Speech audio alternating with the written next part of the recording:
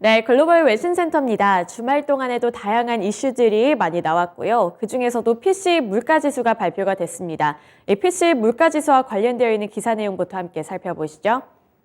배런스 보도 내용입니다. Inflation comes in higher in troubling sign for Fed. 네, 미국의 PC 물가지수 상승률이 7개월 만에 반등을 했습니다. 전년 대비 5.4% 올랐는데요. 지난해 6월에 7%를 기록을 하면서 40여 년 만에 최고치를 달성한 이후 지속적으로 하락하는 듯 했으나 올해 들어서는 다시 한번 반등하는 흐름이 나타난 겁니다. 이 중에서 근원 PC 물가지수도 전년 대비 4.7% 오르는 수준을 기록했는데요. 연준이 항상 강조했던 인플레이션 목표치인 2%가 결국에는 이 근원 PC 물가지수를 가리키고 있었기 때문에 이번에 발표된 수치가 인플레이션 목표치인 2%에 비해서 여전히 2배 이상 높은 수준을 기록을 한 겁니다. 이렇게 인플레이션의 적신호가 켜지면서 시장이 받은 충격도 매우 컸었는데요. 배런스가 집중했던 두 가지 전문가들의 평가도 함께 살펴보겠습니다. 먼저 첫 번째 평가입니다. 크리스 자카렐리 인디펜던트 어드바이저 얼라이언스의 최고 투자 책임자의 평가입니다. 이번에 나온 지표는 인플레이션이 더 지속적이라는 견해를 강화할 뿐이며 우리가 예상했던 것보다 훨씬 높은 금리를 보고는 있지만 여전히 연준이 임무 완수라고 외치기에는 너무 이르다고 평가를 했습니다. 결국에는 갈 길이 아직 더 남아있다는 부분을 짚어줬고요. 이어서 두 번째 코멘트도 함께 살펴보시죠. 금리 인상과 관련되어 있는 발언이었습니다. 제프리 로치 LP 파이낸셜 수석 이코노미스트는 연준이 다음 회의에서 여전히 0.25% 금리 인상을 결정할 것으로 보이지만 이번 보고서는 여름까지 금리 인상을 지속할 가능성이 높다는 것을 의미한다고 봤습니다. 또 높은 금리가 소비자 지출을 실질적으로 줄이지 못한다면 시장은 불안정한 상태를 유지할 것이라고 봤는데요. 우선은 이 급한 불을 끄는 심정으로 연준이 25bp 금리 인상을 하는 것은 다행이라고 여길 수 있겠지만 이 금리 인상 절차 자체는 여름까지 이어질 수 있다는 부분을 우려한 건데요. 이렇게 업계 사람들은, 업계 전문가들은 이번 PC 물가지수 발표를 보고 우려스러운 코멘트를 많이 내놨습니다. 또 시장에서는 애널리스트를 중심으로 3월 빅스텝을 단행할 것이라는 전망도 함께 나오고 있다는 점 참고해 보셔야겠고요. 국제결제은행 경제학자들은 기준금리를 연 6.5%까지 올려야 할 수도 있다는 연구 결과까지 내놨습니다. 네, 이어서 제닛 옐런 장관의 발언까지 함께 살펴보도록 하겠습니다. 로이터 통신 보도 내용이고요. Yellen says U.S. inflation fight not a straight line after price rise data. 근원 PCE 지수가 발표된 이후에 제닛 옐런 장관도 즉각적인 반응을 보였습니다. 어떠한 코멘트를 내놨는지 기사 내용 통해서 함께 살펴보시죠. 제닛 옐런 미국 재무부 장관이 아직 디스인플레이션 단계가 아니라고 선을 그었습니다. 근원 인플레이션이 여전히 연준의 목표치보다 높다며 여전히 할 일이 남아있다고 강조를 했는데요. 앞서 살펴봤다시피 연준의 인플레이션 목표치는 2%입니다. 그리고 이 인플레이션 목표치는 결국에는 근원 PCE 지수를 가리키는 건데요. 하지만 앞서 살펴봤다시피 2배 이상의 수준을 기록했기 때문에 제닛 옐런 재무장관 역시 아직은 갈 길이 많이 남아있다고 말을 한 겁니다. 최근 시장에서는 파월 연준 의장의 디스인플레이션 발언과 함께 안도하는 분위기가 이어지기도 했었는데요. 하지만 제닛 옐런 장관이 이 디스인플레이션을 다시 한번 거론하면서 아직은 이른 단계라고 선을 그었습니다.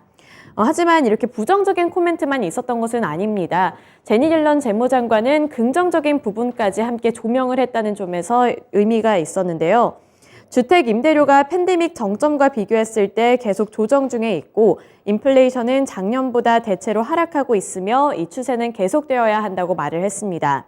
또 인플레이션이 향후 몇 달간 더 하락할 것으로 볼 만한 이유가 있다는 점까지 덧붙여 줬는데요.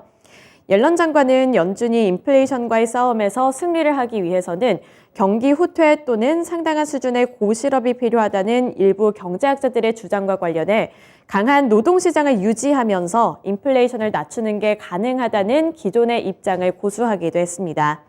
옐런 장관은 1970년대처럼 임금과 가격이 맞물려 일어나는 인플레이션을 낮추기 위해서는 경기 후퇴가 필요하겠지만 지금은 그런 상황이 아니라며 강한 노동시장을 유지하면서 인플레이션을 낮추는 것이 가능하다고 믿는다며 이러한 부분들을 함께 강조해 줬습니다.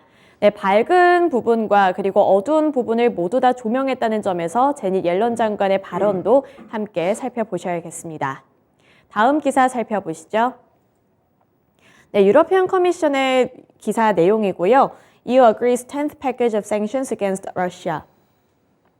네, EU가 러시아 제재에 다시 한번 가담을 하기로 했습니다. 어떠한 내용인지 함께 살펴보시죠. 우선은 유럽연합이 러시아의 우크라이나 침공 1년이 되는 날에 러시아에 대한 10차 제재안에 합의를 했습니다. 그 내용 함께 살펴보도록 할 텐데요. 이번 제재안에는 첨단 기술과 군사력 증진에 대해 더욱 광범위한 차단을 목표로 하고 있다고 밝혔습니다. 드론과 미사일, 헬기, 카메라 등 러시아 무기 체계에 사용되는 50여 개의 전자부품에 대한 수출 제한 조치가 포함이 됐고요.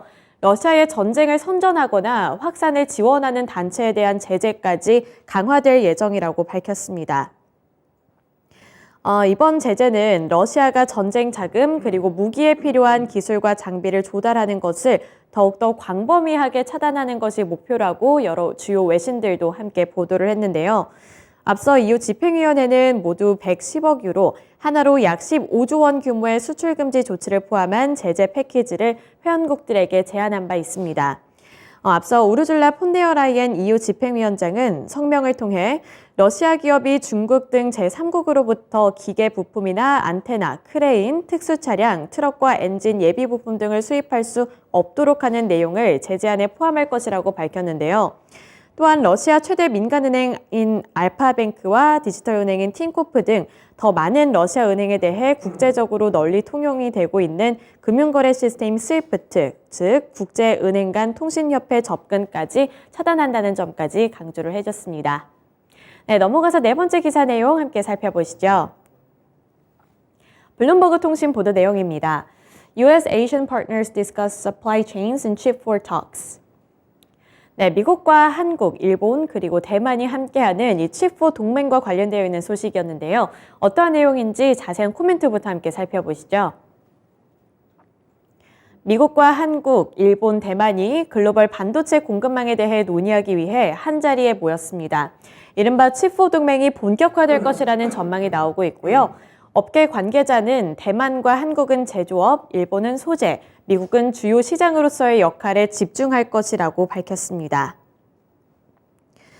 지난해 9월 예비회의 이후에 5개월 만에 다시 한번 모인 자리였습니다.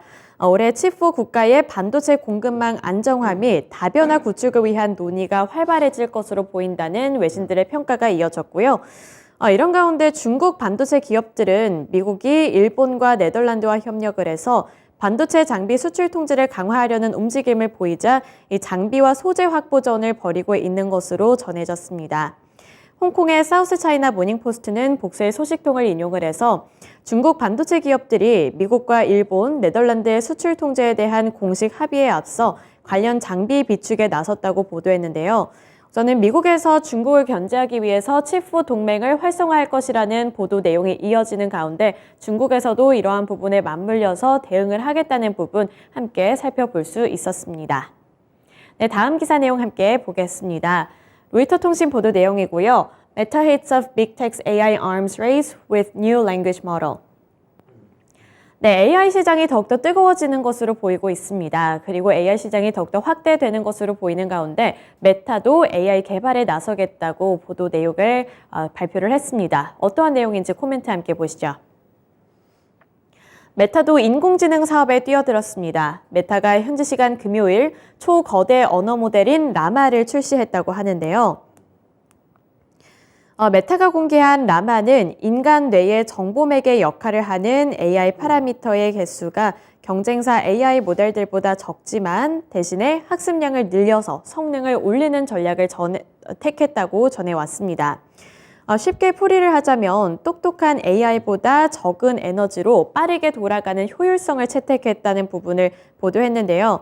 용량을 줄인 덕분에 PC나 스마트폰 같은 개별 기기에서도 챗GPT 같은 서비스를 구현할 수 있다고 설명을 했습니다. 다만 라마 기반의 생성 AI 서비스 출시에 대해서는 언급하지 않았습니다. 우선 AI 시장에 뛰어든 것은 맞고요. 그리고 다른 경쟁사들과 비교를 했을 때 효율성을 갖고 있다는 점이 큰 강점으로 여겨지고 있습니다. 그리고 PC나 스마트폰 같은 개별 기기에서도 용량을 줄인 덕분에 활성화가 될 것이라는 부분을 강조를 해줬는데요. 하지만 챗 GPT로 출시가 될지에 대해서는 아직은 미지수라고 밝혔습니다. 네, 이렇게 개별 기업 소식들까지 함께 전해드렸고요. 지금까지 글로벌 외신센터였습니다.